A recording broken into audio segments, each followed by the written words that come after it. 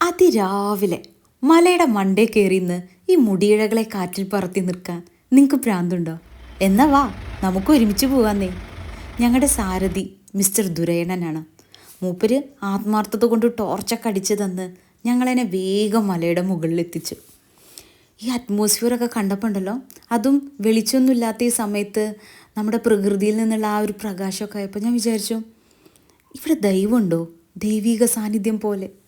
പിന്നെ ഈ മഞ്ഞും മൂടി കിടക്കണം കണ്ടപ്പോൾ എനിക്ക് തോന്നി, ഇന്ദ്രൻ്റെ ദേവലോകമാണോ ഇതെന്ന്.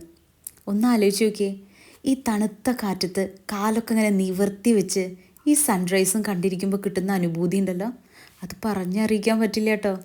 പിന്നെ ഇത് കുളുക്കുമല, സൂര്യനെല്ലി, ചിന്നക്കനാൽ, ദേവികുളം ഇതൊക്കെ കേട്ടിട്ടില്ലേ? ഇതൊക്കെ തൊട്ടിട്ടുള്ള സ്ഥലങ്ങളാണേ. നമ്മുടെ തമിഴ്നാടിൻ്റെ ബോർഡർ. ഈ കുളുക്കുമലയിലെ തേയിലത്തോട്ടമുണ്ടല്ലോ 8000 അടി ഉയരത്തിലാണ്. That is what is guys. ഉയരം കൂടും തോറും ചായക്ക് ടേസ്റ്റ് കൂടും. പിന്നെ ഈ കയറുമ്പോഴും ഇറങ്ങുമ്പോഴൊക്കെ ഈ ഓഫ് റോഡ് ജീപ്പ് ട്രക്കിംഗ് ഇല്ലേ, നമ്മൾ വിചാരിക്കും നമ്മുടെ ബോഡി പാർട്സൊക്കെ അവിടെ തന്നെ ഇല്ലേ എന്ന് നമുക്ക് തോന്നും. എന്തോ ഭംഗിയല്ലേ നമ്മുടെ പ്രകൃതി.